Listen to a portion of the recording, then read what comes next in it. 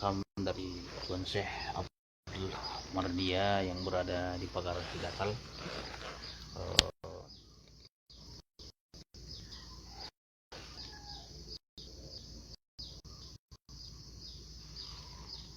Bahwa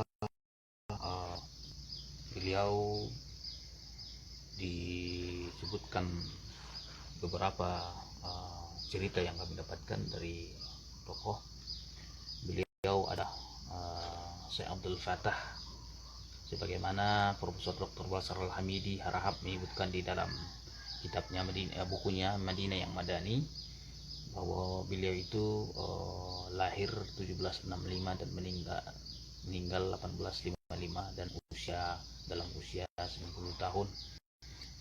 Di batu nisannya beliau tertulis ini adalah 1800 Masehi. Jadi kalau penuturan di beberapa tokoh bahwa beliau ini adalah seorang ulama yang menyebarkan Islam ke daerah wilayah Natal, dan di dalam penuturan dari Basar Al-Hamidi Harahap bahwa beliau ini adalah seorang ulama atau seorang waliullah yang bermarga Mardia. Nah, kalau kita pahami dengan seksama bahwa ungkapan ini membantah teori bahwa seluruh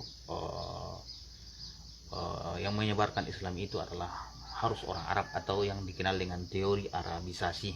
Dan ini juga dibantah oleh Buya Hamka dalam bukunya yang bernama Tuan Kurau, bahwa tidak seluruhnya yang menyebarkan Islam itu adalah orang-orang Arab, tapi juga dari orang-orang pribumi atau orang Ajam.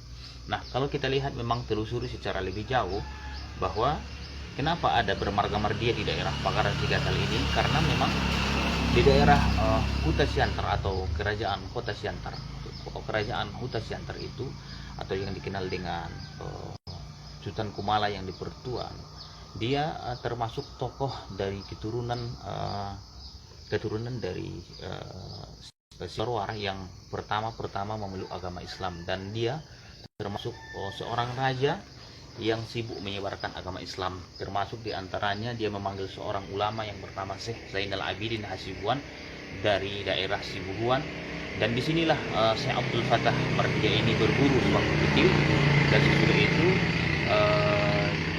sudah dia cukup matang dalam dalam menuntut ilmunya, maka dia menyebarkan Islam ke daerah wilayah Natal.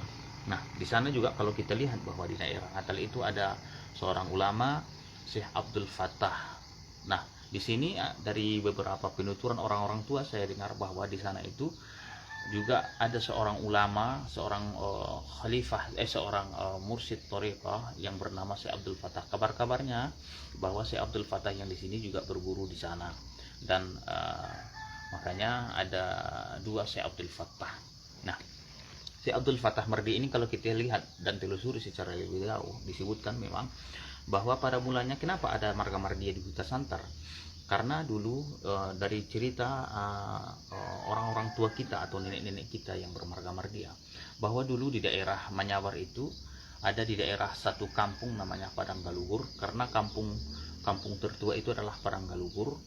Nah, di sana dulu seorang sultan perempuan yang bernama Ratu Rumondang Bulan, di dalam beberapa tesis atau jurnal di daerah di UKM Malaysia menyebutkan bahwa sultan perempuan ini bergelar dengan Ratu Rumondang Bulan, yang mana kerajaannya atau istananya di Padang Galugur itu dihancurkan dan dibakar dari keturunan Sibarwara yang berasal dari Batang Natal.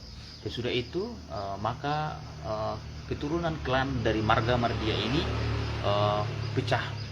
Sudah itu mereka berjalan sampai mereka ada yang menyebutkan sampai ke daerah Rokan. Nah, kita telusuri ternyata memang di daerah Huta Siantar ada juga satu tempat yang bernama Padang Mardia. Dari penuturan orang tua di saat marga Mardia ini pecah, Maka dari keturunan ada yang tinggal di daerah Adian Dior, ada yang tinggal di daerah Panjabungan, dan bahkan mereka berhenti di Duta Siantar. Makanya disebut dengan untuk sekedar istirahat, maka disebutlah tempat itu dengan Padang Mardia. Nah, dari sebahagian golongan itu mereka melanjutkan perjalanannya sampai ke daerah Rantonatas. Lewat Rantonatas mereka ada yang lurus, ada yang mereka melanjutkan perjalanan, ada yang mereka singgah dan berjalan sampailah mereka ke daerah satu tempat di daerah Rao yang bernama daerah tempat itu. Ada kabar-kabarnya bahwa tempat itu adalah perkampungan yang disinggahi oleh klan dari Marga Mardia. Makanya di sana juga ada seorang ulama yang bernama Syekh Muhammad Dur Mardia Al-Khalidi, kakek dari Tuan Syekh Samsuddin Mardia yang ada di daerah Rao. Nah, di sini bisa kita pahami bahwa kita kembalikan ke tentang Syekh Abdul Fattah Mardia ini, bahwa beliau adalah termasuk masyhur atau cerita unik di tengah-tengah masyarakat.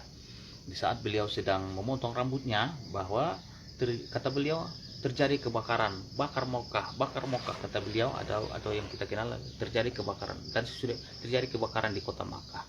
Sudah itu beliau meloncat ke dalam air. Tidak beberapa lama sesudah itu, maka beliau tidak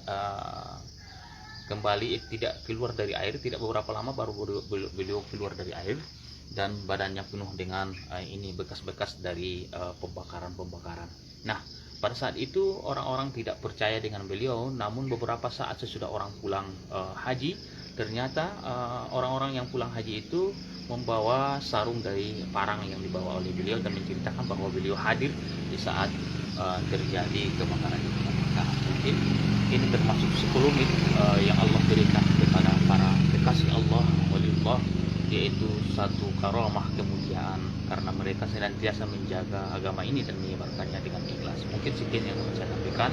Banyak maaf. Assalamualaikum warahmatullahi wabarakatuh.